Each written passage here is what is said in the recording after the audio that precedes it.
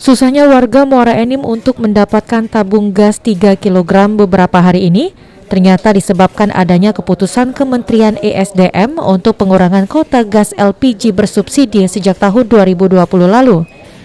Menurut Kabid Tata Kelola Perdagangan Disperindak Muara Enim, pada tahun lalu Kabupaten Muara Enim dikurangi kuota dari 20.161 metrik ton menjadi 14.626 metrik ton. Dan pada tahun ini pengurangan pun kembali terjadi menjadi 13.698 metrik ton.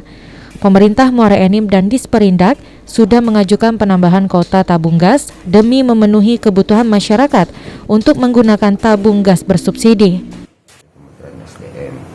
Kita mengusulkan kuota kita di tahun 2020 itu sebesar 20.161 metrik ton.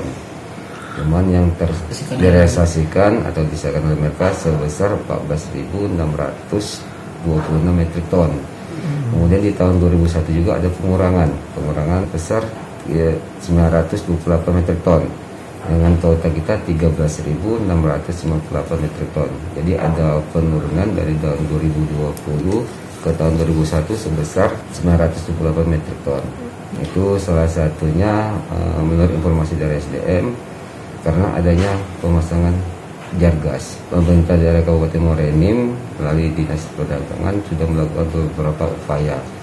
Yang salah satunya juga kita sudah menyampaikan surat penambahan kuota per tanggal 21 Mei tahun 2021 ini untuk penambahan kuota sebesar 20.000 lagi 161 metrik ton kepada Kementerian SDM.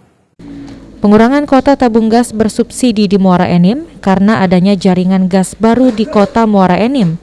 Saat ini pemerintah kabupaten mengupayakan penambahan kuota ke Kementerian ESDM dan juga memberikan himbauan kepada warga dan pelaku bisnis menengah ke atas untuk tidak menggunakan tabung gas bersubsidi.